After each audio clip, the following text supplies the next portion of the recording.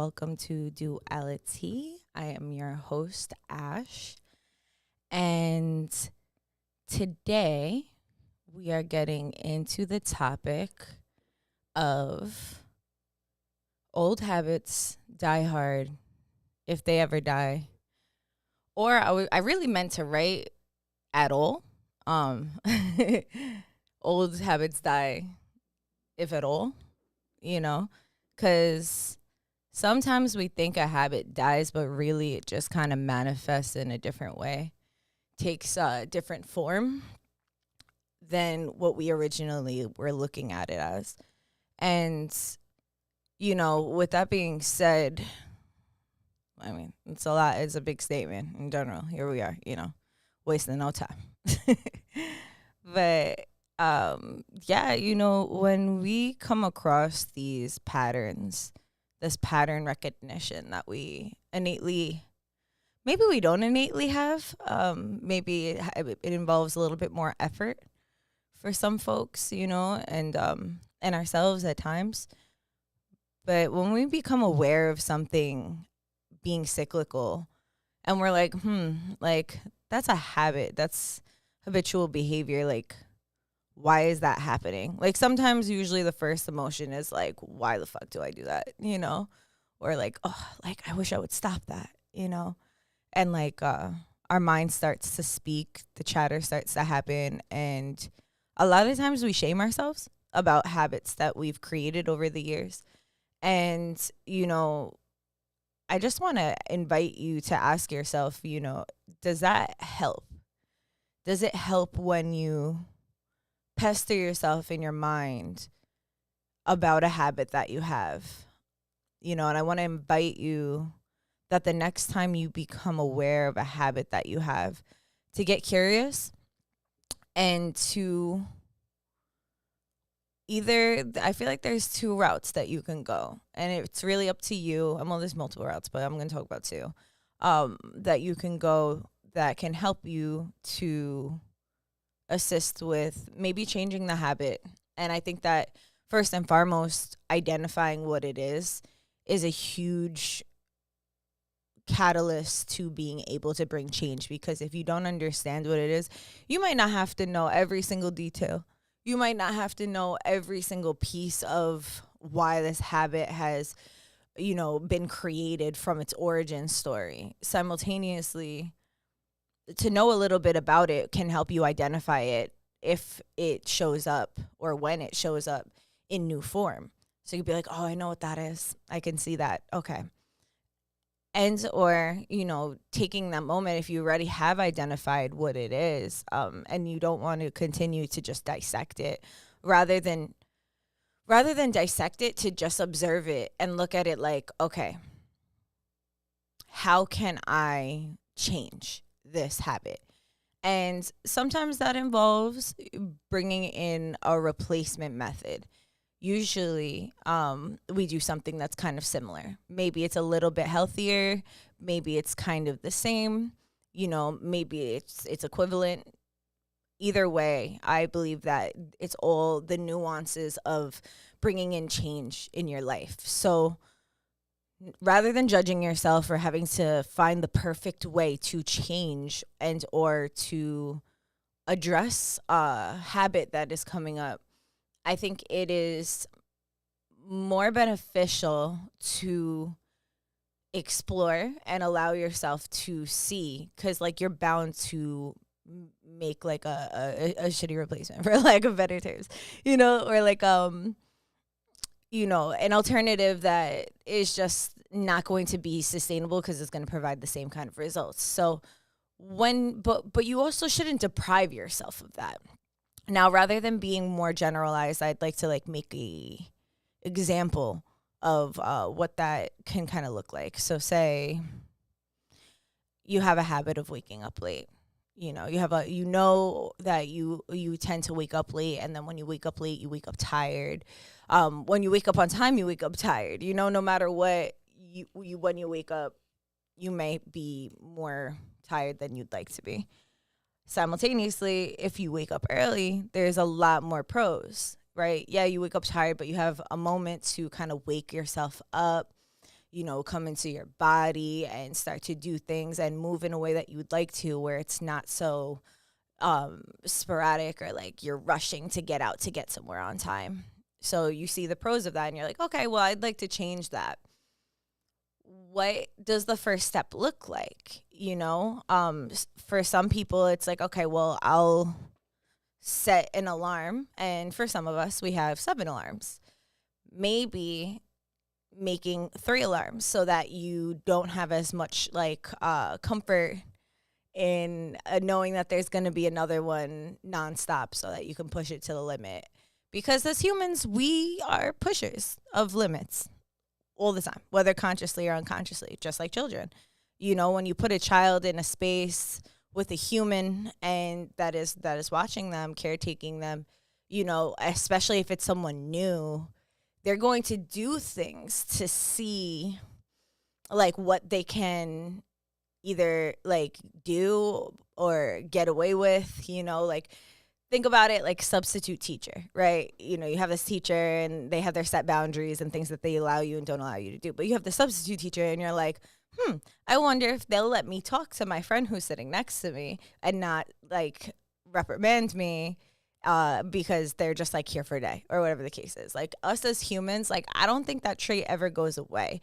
I think it just diminishes in a big way in our awareness. I don't think the actual like trait goes away because we're constantly measuring. It's like our brain is a computer in that way, and it's constantly taking measurements, checking the temperature and all that. But I digress. So going back into like breaking the cycles or identifying, the habits, like you might go through a countless amount of different, obstacles to then find what works for you.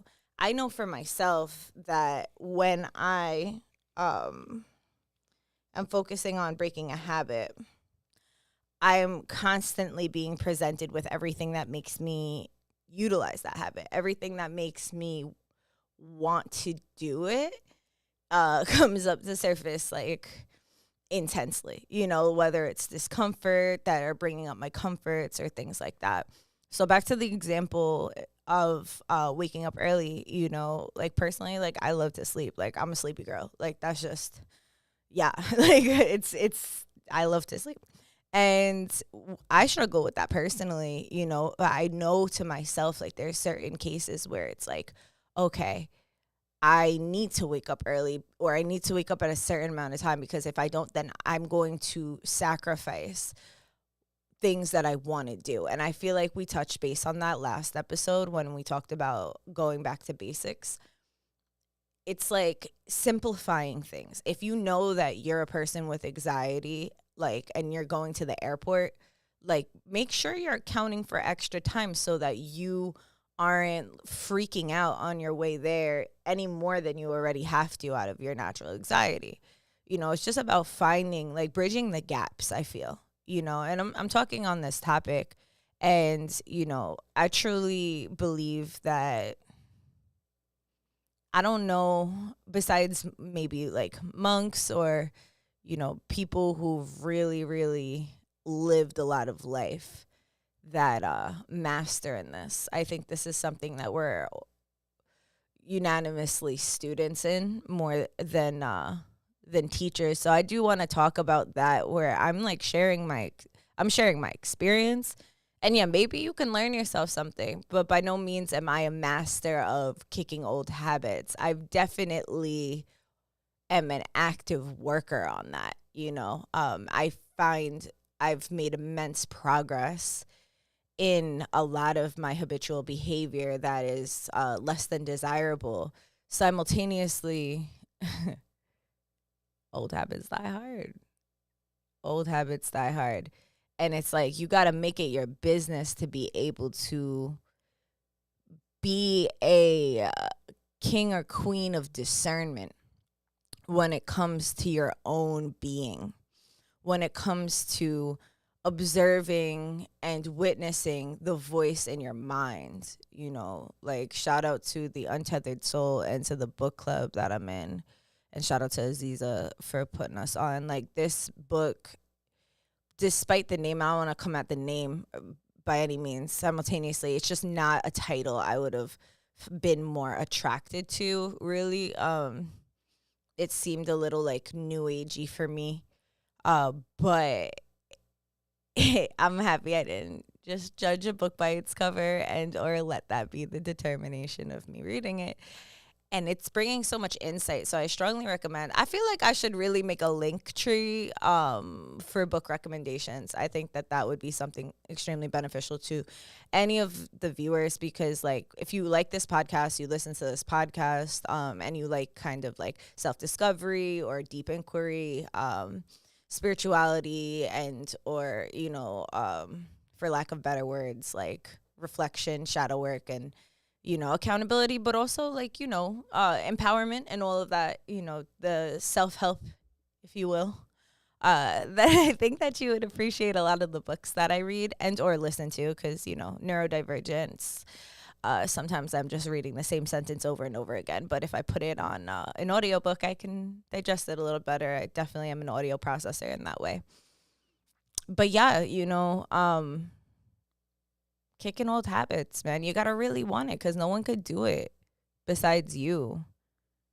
I'm going to let that sit for a second because I want to pour some of this tea. And I also want to say shout out to Breezy Bree for this beautiful tea kettle. It's like literally like the most beautiful pot. Like I don't think I would have done anything different if I were personally designing it. So thank you so much for being so thoughtful. This was such a beautiful Christmas gift, and we're breaking it in today. And we are using our magical tea blend. This is one I mixed a little while ago, and it's been a minute since I had it, and I felt to serve it today. So shout out to y'all. I also feel like, well, let me stop talking for 1 second so I can pour this tea, because I'm just, wow. It's so pretty. It's purple. It's like violet. Oh, you'll see it in my cup.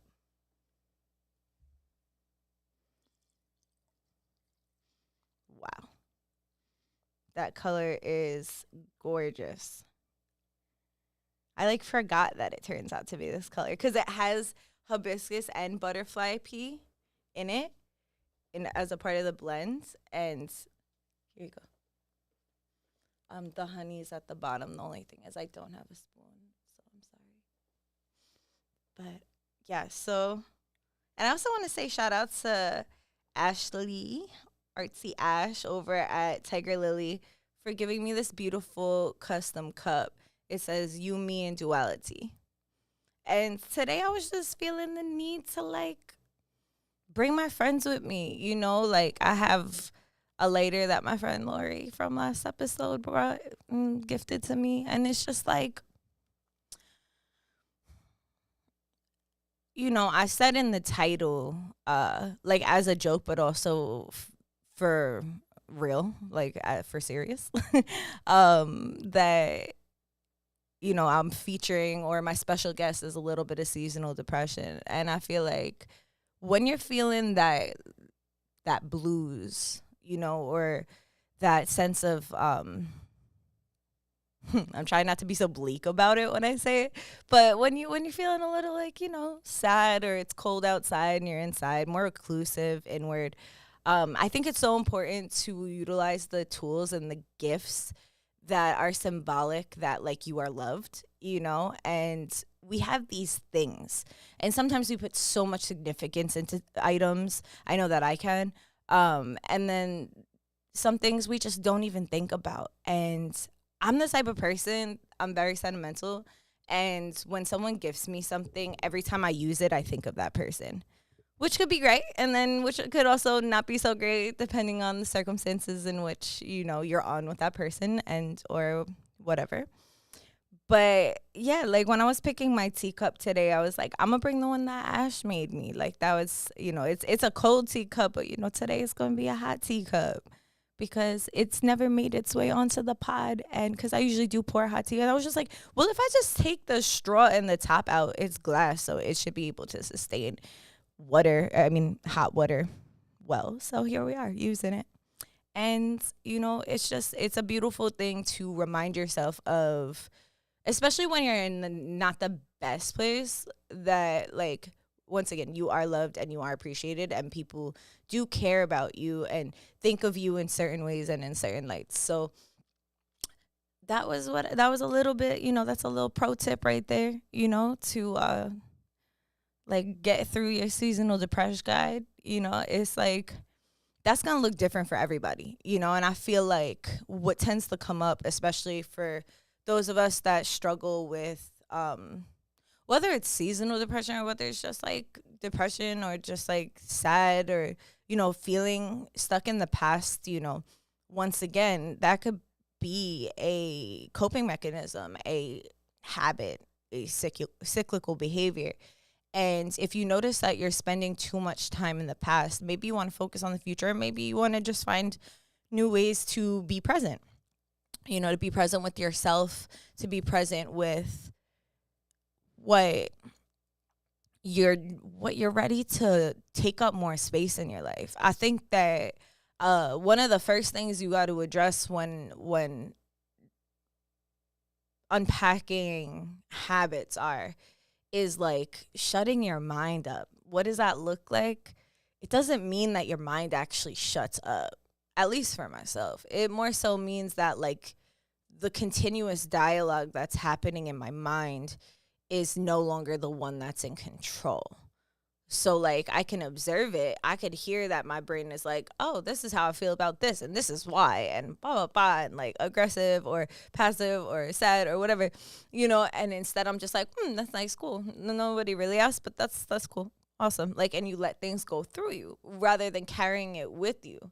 And I think that once we start to let something carry with us is when we start to gravitate towards the comforts, which manifests to be our habits. So, one of the things that an elder to me had mentioned, his name is David, rest in peace, David. He had always said, whatever you don't make conscious, whatever is subconscious is ruling your life. So if you don't make your subconscious conscious, the things that lie in your subconscious conscious, then you're essentially living on autopilot without understanding of your own internal mechanisms, and sometimes we want the user-friendly option. Sometimes we don't have the mental bandwidth or capacity to be sitting here and dissecting every little thing about ourselves. And I'm not asking that by any means. I'm not an advocate of that, because that could just bring you deeper into that, not feeling so well kind of state of mind. But if you allow yourself to be curious and inquire and to look at things, so when you become aware of that voice that's talking in your head, like giving that dialogue on everything, and rather than just automatically listening to it and responding to it, or reacting to it rather, then you could really, I feel like that's where the medicine lies, for you to build your own antidote or figure out your dosage of your own medicine, because everything is dosage, like even an antidote can become poison if at a greater dosage, so just finding ways to stay with yourself, because it's funny. It's like, if you allow that voice in your brain to be the, like, take no heed to it, no salt, like no grains of salt, then funny enough, it's like you are abandoning yourself, because what is that voice? Is it you? Maybe it's fragments, could be experiences, but it's only past experiences. It's not anything in the future, like it's not anything even in the present, unless it's an estimate of the present and or of the future. Like, you being in the present is literally just you being. And I don't mean to be cliche when I say that, but sometimes these cliches really just slap, and it's like for a reason, because when we are so busy in our minds, like, we're not here. We're abandoning ourselves in like some kind of side mission we've created to keep ourselves safe, which hinders us and impedes of our ability to live and be here now, because we are preparing and fixating on what may, could, would, or happened, and ask yourself if that's beneficial to you at this moment, because maybe it is, or maybe it's not. Maybe this is something you've been thinking about a lot in your own way with your own reasoning, and I just encourage you to find different ways to meet yourself, to, instead of looking at that internal dialogue as the villain, looking more so as like the friend that talks a lot, like, you can take in only so much, you could be like, oh, okay, like, it's okay to listen, but you're not going to take everything as bond, you respectfully, like, you can appreciate the experiences, you can give it respect and love, like greeting it as a friend rather than a foe, because I feel like that's where we can fall short at times, is like when we are greeting that part of ourself in any spectrum as a like character defect, villain, and things like that. Although, like, it might be like my whole outfit today is symbolic of that. Like, I'm wearing an Orochimaru, baseball shirt type thing, and I'm wearing that because every time I think about like my hero story, or like being there for myself and saving myself, or providing for myself, like, I also think about what impedes on that. And like, there is an internal villain, but the villain really isn't out to get me. The villain isn't out, like, this might be my artsy anime reflection of it, or like kind of like, way that I can express that simultaneously. Like, even Orochimaru seen the light, and well, I'm not trying to, spoil anything, but like, he found his own peace with things despite his treacherous behavior. And if he could do that, or if they can do that, then why can't you? So it's just about developing, character developing. Like, what is this new arc look like for you? Because rather than focusing on what the past arc was, like, that's not going to move your feet forward to get to the next part of the journey. Like, you need to, or it may help to, allow yourself to be fully embodied in the character that you are, maybe it looks a lot less like consuming and more like digesting, more like becoming aware and processing what you already have within you than acquiring more. We live in such a consumerist world where we're taught all the time to just take in more, whether it's information, whether it's purchasing things, whether it's being with people, whatever it is, it's like more, like this lack mindset, rather than just sitting with what it is that we don't even know what we have. Like, it's important to take that personal inquiry. What do I have? What am I grateful for? Like, I woke up today, I have shoes on my feet. I have a jacket to keep me warm. I live in a house that, I'm warm in at night and I could get good rest. Whatever the case is, everybody has different things and different circumstances. It's up to you to pivot your mind as looking at these things, like, instead of being like, well, I don't have the clothes that I want. I don't live in the place that I want to live. I'm not doing the things that I want to do. Okay. Valid. You identified what you don't want. That's good. Now start working on and cultivating what you do want. Because once again, no one's going to do it for you. like I feel like the 20s, when you're in your 20s, that's just a constant lesson, whether the beginning, the middle, the end. Like no one's going to do it for you.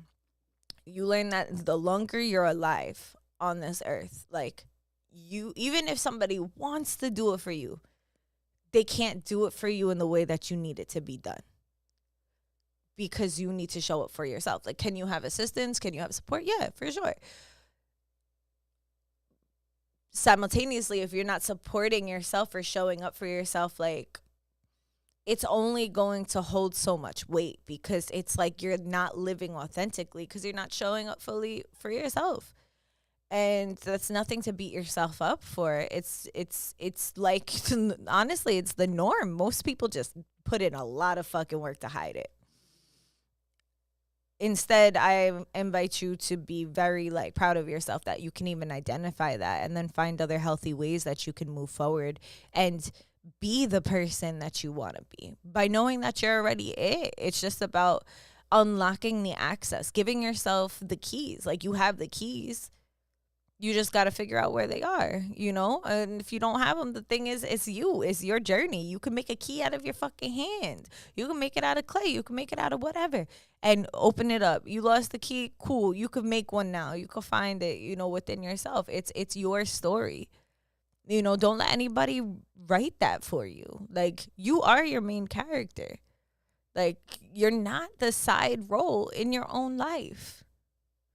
And sometimes we find nook in feeling and giving away our power in the way of like, oh, like, well, you know, this just happened like that. You know, sometimes I say things that I'm like, did I just give away my power in that statement? Like, something that I want to say, that Alexis, one of my dear friends, who's like a sister to me, you know, said like something along the lines of, you know, we have to be mindful of what we say when it comes to, you know, even thinking about like creator in the universe, like, oh, like, you know, this made me do it and that third. And it's like, yeah, like it could have influenced something, but we still ultimately took that moment to make that decision. So with that being said, like, you got to put respect on your own name, or else you're also giving away your power, because you're the one who's living your life. Like, sometimes we are on autopilot.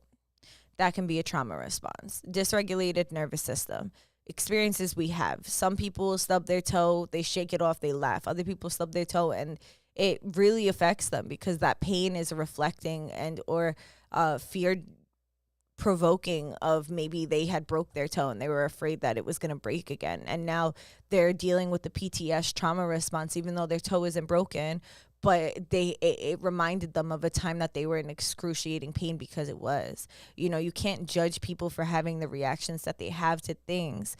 They're living their own experience and you have no idea what their triggers are. Is it your responsibility? Absolutely not. Make sure you understand that and you have your boundaries with that. It isn't to justify and or rationalize anyone's behavior, because if you are a person who thinks deeply and loves deeply, we could tend to do that, right? But it's like, I understand giving people grace, but giving people permission to disrespect you just because you understand their trauma, that's a fucking cycle that I've been working on. But old habits die hard. And I struggle with that at times, you know, and I've been noticing that when I do struggle with that, rather than making excuses, I've just been choosing to take a step back. If something doesn't feel right, if a conversation, a dynamic or whatever it is, like doesn't feel right, I don't need to prove my point all the time. I don't need to sit there and like over explain and unpack it. Like, I've realized that has been a coping mechanism to be understood and to understand people so that no one innately feels abandoned. And after understanding that and making space for that, I can understand that, well, that's not my responsibility. I know my intention and I know that I can handle it and navigate that in the best way. Therefore, if I'm not in the mood to have a conversation with somebody, I don't really need to talk about that. Like, I could say I'm not in the space to have a conversation. Of course, like if I feel like it's important to like consensually like make that, sometimes I don't even have the energetic capacity to say that. And I used to really, really, really feel like that was not okay. That I need to respond to every single person, that I must give a reason of why I'm navigating the way I'm navigating, to appease and coddle other people's ego so that they felt understood and safe. But who the fuck is making me feel understood and safe? And I don't say that to be an eye for an eye. I say that as acknowledgement of just my own energy. Because when I'm sitting here tapped out, energetically drained, and then someone comes along who needs something, they're not asking me if I'm and a lot of people who ask if you're okay, like, are literally asking that for their own understanding, for their own ego, for their own, like, oh, okay, like, are you okay? Like, I'm going to ask you if you're okay, because either A, given, there is space. I'm sure people still do care. But simultaneously, that's not always the, like, cause of or the reasoning behind the contact. Like, sometimes people check in on you because they don't know how to check in on themselves. And I struggle with that. Like, I struggle with receiving that, because something about me is like, because I tell myself a lot about myself, I tend to tell people a lot about themselves. Doesn't mean that it's a word superior, absolutely not. But if you're asking me a question, or if you're inquiring with me, you kind of know that that's what comes into the deal, and you either love me for that or you don't like me for that. And I'm not everybody's cup of tea, and I'm not trying to be either. So I could just acknowledge how I am, knowing how I am. But do you know how you are? Like, do you know how you genuinely are in these spaces? Or are you just saying things for saying things? Like, doing things for doing things. A lot of people do a lot of things for other people, but they, like, resent them. They resent people because they're like, I'm doing all this stuff for you and no one's doing anything for me. Meanwhile, they don't know how to express that. They don't know how, like, they think they're helping people. Oh, I'm helping people. I want to help people. But they're not helping themselves. And it's like, are you really mad at these people who are just utilizing, and maybe some people are taking advantage of, because that is definitely a thing. Or are you mad at yourself for not establishing your own boundaries with the amount of output in comparison to your input? Like, nobody can do it for you. No one can hop into your body, discern what you need and what you don't need. Like, this is not The Sims. I don't see the meters. And if I do see the meters, I have to remind myself that it's not my responsibility to talk and or coddle things that are not expressed. And that's the weird thing about being a highly intuitive person, or, like, I don't want to say psychic, because there's such a stigma around that word, and I just don't really like the way that word sounds coming out. But it's like, just being a highly sensitive person, being intuitive, and being able to, kind of feel other people's feels, or, have a hard time being in spaces without doing that, right? Just because I could be around a person and know that they're upset, I can, yes, like, because then there's also the psychological aspect of, like, anticipating people's needs. There's the intuition that is super valid. And then that, like, for me, when I feel like it's the intuition, is like, usually when I'm not paying attention, when I'm not thinking, when the dialogue in my head isn't talking about that. But when I get slapped with information in my physical being without a thought, that's how I know it's my intuition. Now, if it's a thought, then yeah, it could also be using my past experiences to then perceive what other people's needs are, as being a caretaker from such a young age emotionally for most people in my reality. Like, old habits die hard. That shows up in that way at times. And it's, once again, only up to me to be like, well, you know what? That might be absolutely valid. That person might not feel this, or they might feel this. And, you can inquire, but it is not your responsibility to take on and to work on. Like, it's not your responsibility. I say that to you, but I'm saying that to me, because old habits die hard, if they ever do, and once again, it shows up in multiple different ways. At a certain point, it becomes like Fruit Ninja. You just slicing shit. You're like, oh, okay. Oh, that's what that is. Oh, that's what that is. and you just be able to like neutralize these things once they come up. It doesn't have to be the bane of your existence. It doesn't have to be this thing that is, oh my God, I have to do this. Now you get to do this. A lot of our ancestors did not have the time, the space, the capacity, emotional bandwidth, environment, or anything that provided the space that we have to discern, to utilize the teachings that are not only in our cognizant mind and being, but also that are encoded in our genetics, in our ancestral wisdom that we have access to if we so choose to tune in with it.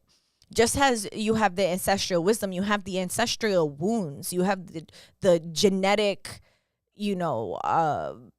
I forgot what it's called, but whatever, the genes, right, that can be active. Like for anybody that does a 23andMe or just like any kind of thing, the doctor that, there's this that runs in the family or that runs in the family. You can choose, if I truly believe that you can choose to not activate that gene, to neutralize that gene, to heal that gene. And that involves a lot more than just thinking. It's doing, it's praying about, it's feeling into, it's mind, body, spirit, emotions. I was like, I forgot what I was saying, but you know what I mean, the four.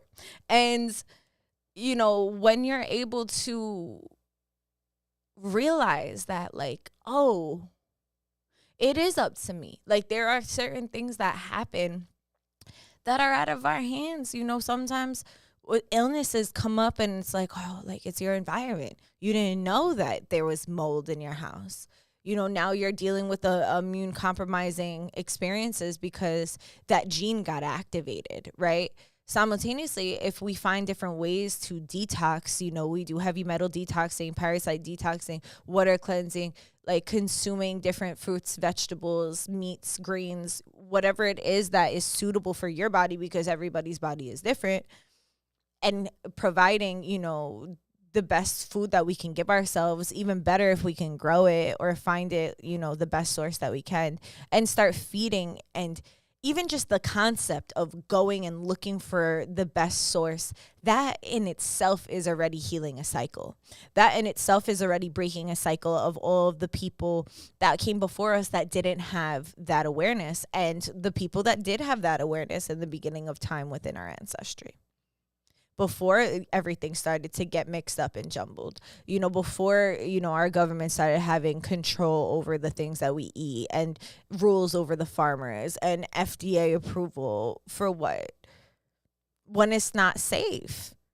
It's FDA approved that, only a certain amount of certain things can be in our food, or that as long as mold can be on the machines of these mass production companies, but if they clean it once a month, then it's okay, because FDA said that's okay, because that's bound to happen. Like, support small businesses, find local farmers, like, pay attention to your food sources. Now that we covered the physical a little bit, let's talk about the mental. Let's talk about the emotional. Let's talk about the spiritual. Do the same thing. If you're looking at somebody who is mainstream, wrote a book, guru, traveling the world, having a bunch of emojis next to their offerings, I don't know if I'm trusting that. I'm just going to put that there. Not to put a generalized statement, but also, yeah, fuck it. I'm going to do it. A little bit generalized. Yeah, whatever. Because it's just like, the cycle is there. Every time I see it, it's like, okay. Because when someone, and this could be not only just spirituality, not only just it could be everything, mental health, spirituality, like navigating through emotions. Like, it could be in the exact wording that you're looking it up. But if something in your belly is like, I don't know. Like, I think it's really important to pay attention to your physical body when you're consuming things. Not just physically, mentally, emotionally, spiritually. When you are consuming something, if someone is having a conversation with you and you are consuming that, right? And it does not resonate, let that shit go through you. Do yourself a favor and let that shit go right through you, because if it finds nook in your body, it could very well activate a series of things that might be undesirable. And how do you do that? How do you let it go? I don't know, bitch. I'm figuring it out every day. You know what I'm saying? Nah, I'm kidding, but I'm not kidding, actually. But it's just, I really am. You know, that's gonna look different for everybody. So it's up to you. Like, I don't have all the answers. I'm not going to tell you a course on how to fix your brain and your heart and your spirit and anything in a day, or that one size fits all. Like, people have to work on shit with themselves and with other people, and it's a personalized experience. Certain people, that the environments that people thrive in, people wilter in. Like, it's different. And yes, we are all a lot more alike than we'd like to admit. Simultaneously, we all have different experiences, and we all have different shapes of our spirit and origins of our people, and that's going to look different. Just because someone might look like you, just because someone might talk like you, just because someone might be in the same field or something as you, does not mean that that's your people.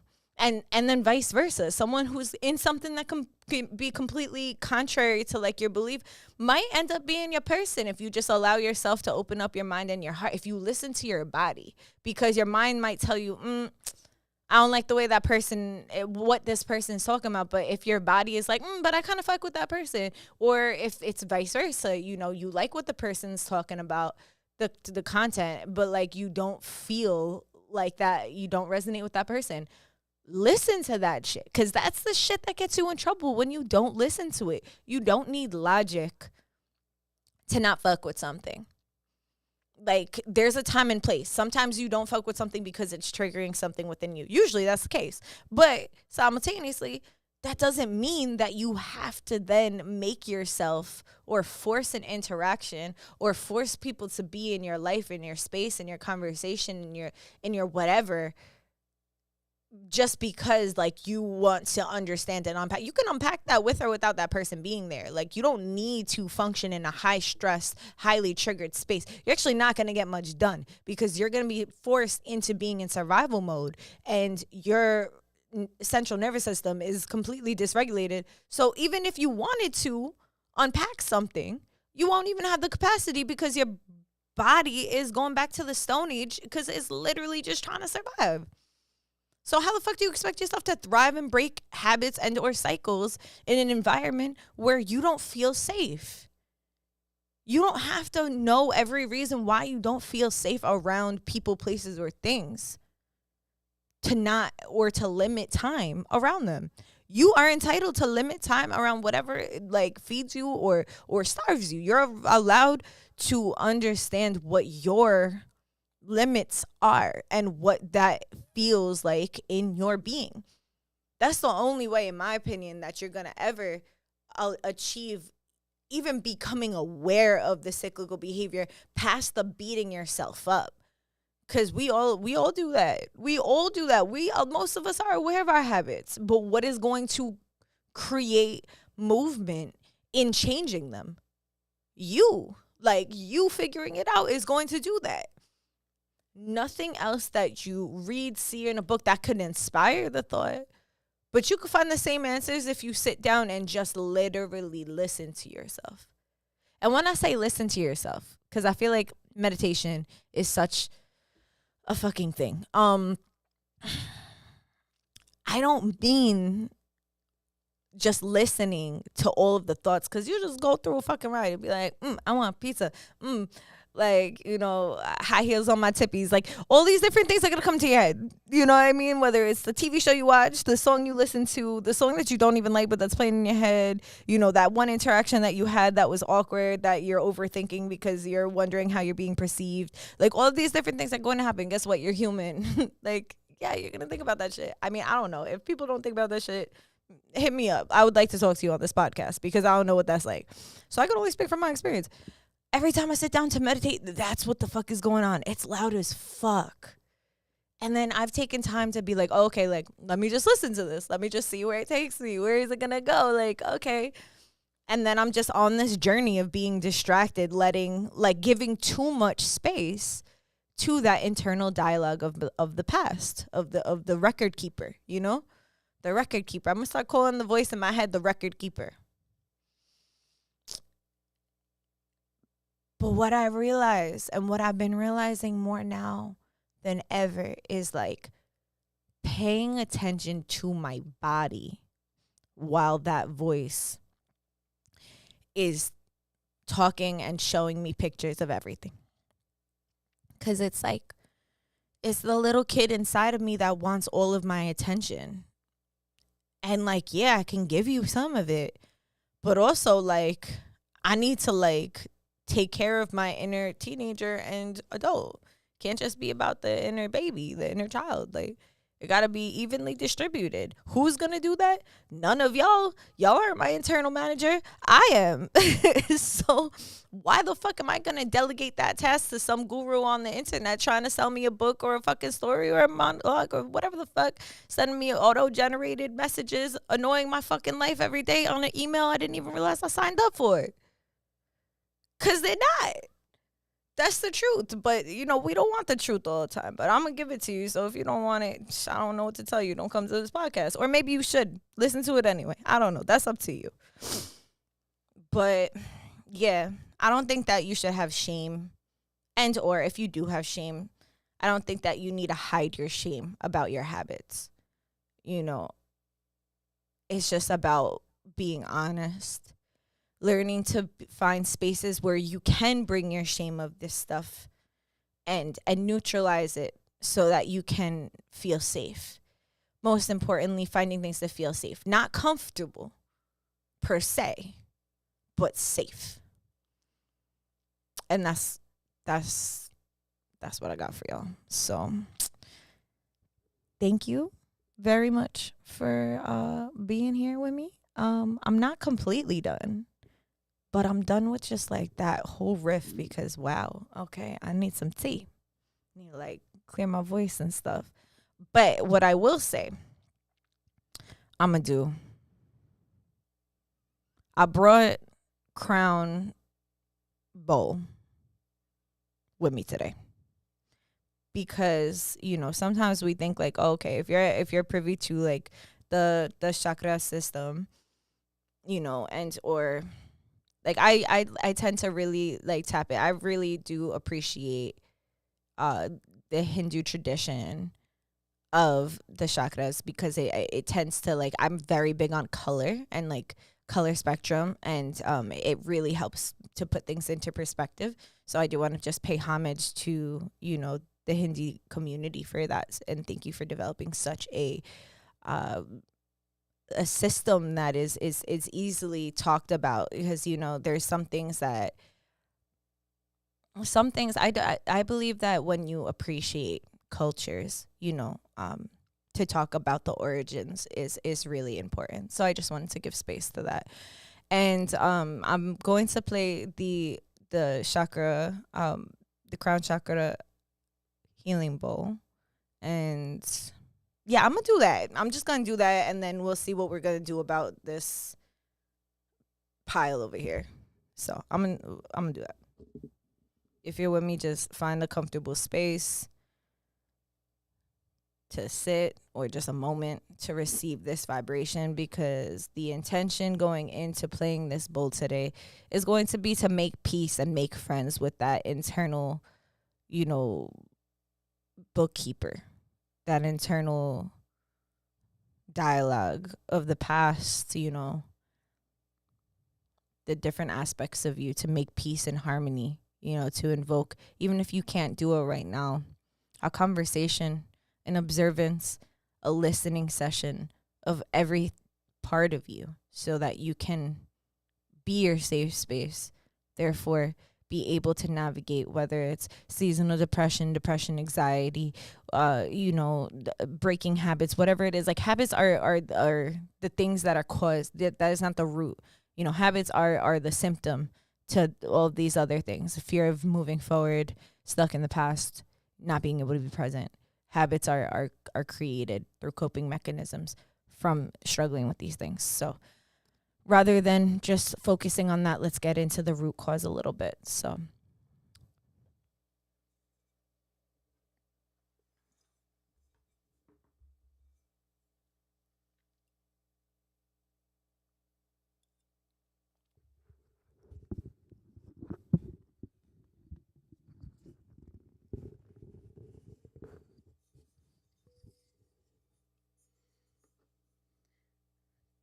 taking a deep breath in through your mouth. In through your nose. Taking a deep breath in through your nose and out through your mouth. Shaking out your shoulders and your arms and your legs and your seat. Just shaking your body. Allowing yourself to just be wherever you are. Closing your eyes if it feels good for you. I play this bowl in a good way to help us to, myself and anyone who is open to receiving these vibrations of integration, appreciation, and safety of the mind, body, and spirit in a good way.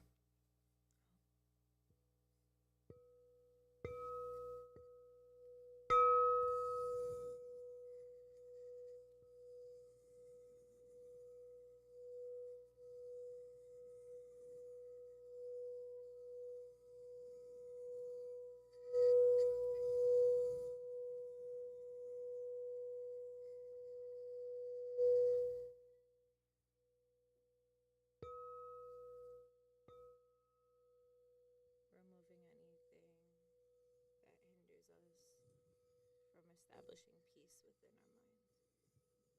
Calling in the support of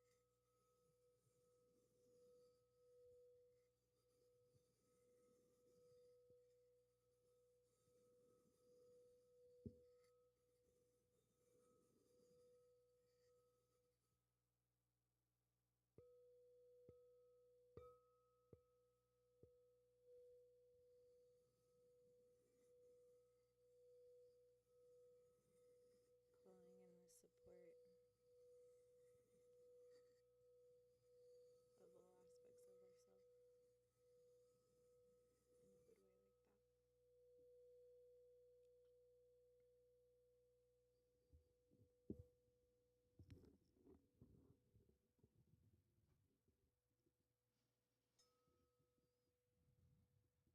Taking a deep breath in through your nose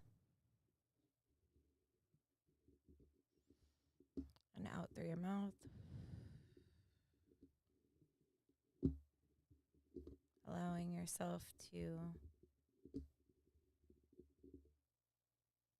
just appreciate where you at, who you are, what you're doing, what you'd like to do, what you've done. And just putting your hand on your heart. And whether out loud or in your head saying, love you.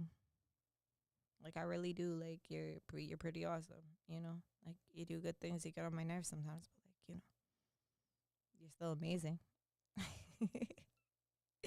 Or whatever you feel like you want to say to yourself.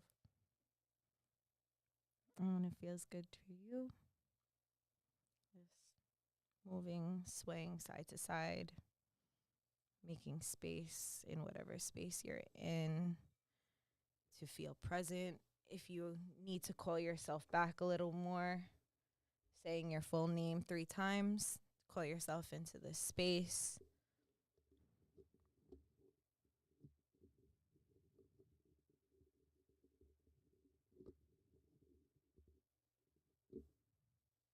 Yeah. So thank y'all for doing that with me and stuff like that.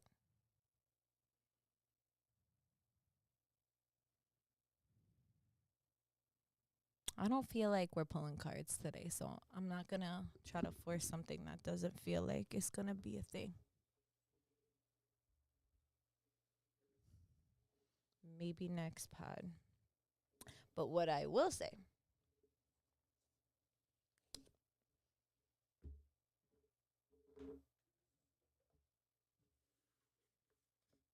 I got this book and I got this book. So I'm going to leave off on the quote. Oh, two things before I forget. One thing, right?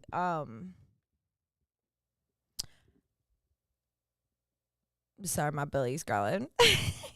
um why I mentioned also crown chakra is because sometimes when we realize like, oh, okay, like, oh, my crown is open, like that's beautiful, that is beautiful to have something open, simultaneously.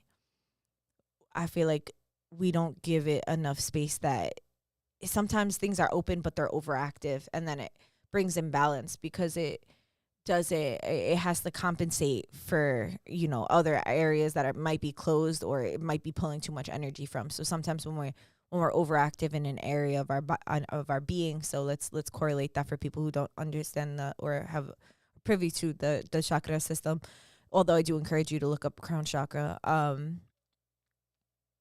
Just overthinking, being an overthinker, right?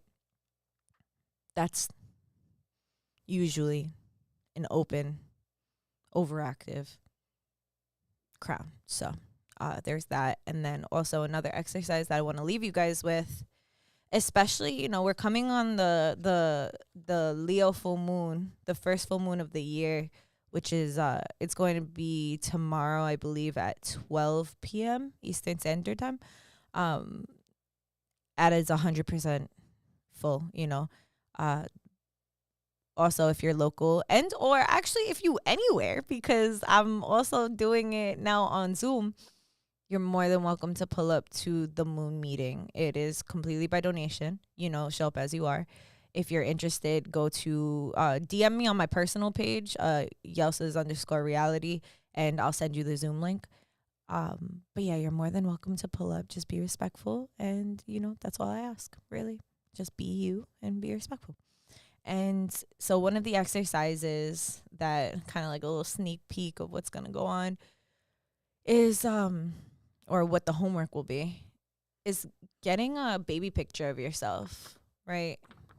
Getting a baby picture of yourself, and either taking it with you or like putting it on your mirror, or both. You can use multiple baby pictures, whatever the case is, and like put it in places where you feel like you get into like high stress, like that you tend to, like maybe your habitual things, like if you're a smoker, put a little baby picture in your pack. Like if you or when you're driving, if you have road rage, put it like right in your sun visor, like whatever it is, and just remind yourself like you're protecting this little bean, like this little babe, like you're the protector of her or him or them, and yeah, I think it's just really cute.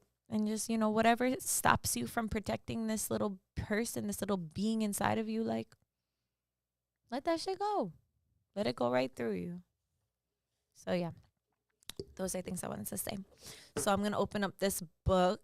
I still haven't read it yet, but I'm excited to. And shout out to Andy because we're going to read it together. What do we need to read today? Okay. Ease at a glance. The impartial triggers that keep us here. Primary, emotion, neutral.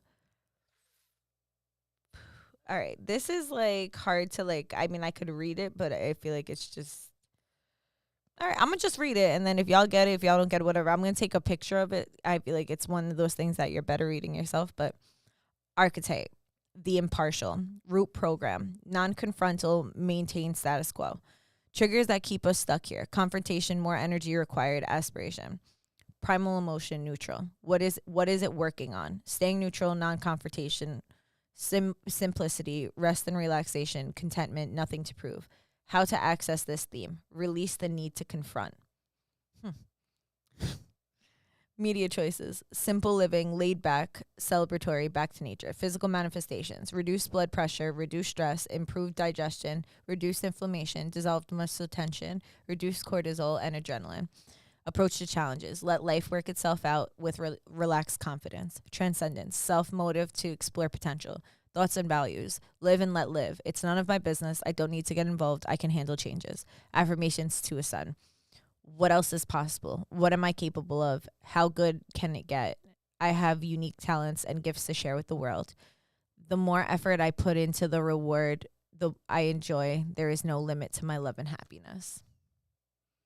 Ease at a glance. You know, it's interesting. Yesterday I was on the phone with a good friend of mine and I was talking to her about the releasing the need to confront, you know, real quick. As a person who grew up in New York, I feel like, I mean, I can't speak for anywhere or what else, but like, person who grew up in New York City, like, it's like when you don't confront, you are, I don't want to say like, I don't want to say it like it's definitive. So it's like you are like perceived. You can or may be perceived as being like a punk or, you know, I don't even like using the terms pussy because like really it's like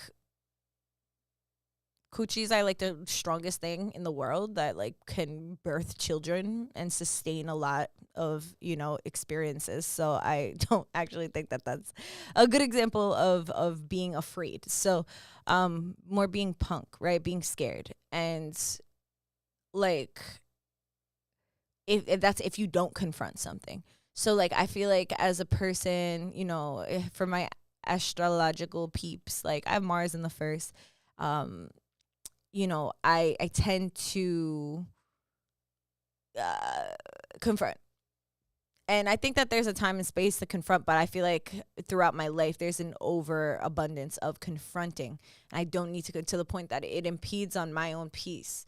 And I was talking about that yesterday. I've been really just like leaning into the aspect of, you know, just not confronting, you know, not deflecting either, but more so just letting things pass through me rather than like catching them and throwing them back. So, yeah, I just felt to share that. And today is January 24th. Kenny? 24th? All right, cool. Shoot for the Moon. If you miss it, you'll still land among the stars by Les Brown. Winning is supposed to be the only goal for the National Football League.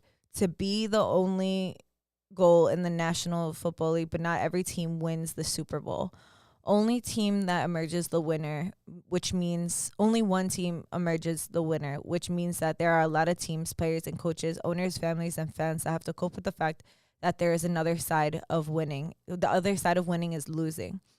But is it right to be overly concerned with winning? Which should be matter more, the amount of points on the scoreboard or the effort made to play the best game possible? The drive to win isn't only evident in the competitive sports. It's also a part of the competitive world which we live in. You are already well aware of most intensity to go ahead on the job, make the most money, to raise the best children, to have the perfect body, to have the most material goods than your neighbor, more material goods than your neighbor. But living each day concerned about who has the most or the best moves you away from what truly matters. How well you prepare a presentation at work should be more important to you than whether a colleague has a better office, and raising honest and considerate children should be your focus instead of whether your children's test better than others. Winning or losing should never mean as much as doing your best. Affirmation. There is no scoreboard to record my performance today. No matter what I do, I'll focus on the effort, not the outcome.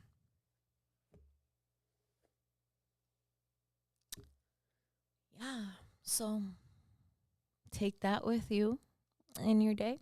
And thank you so much for tuning in today and being a part of this episode.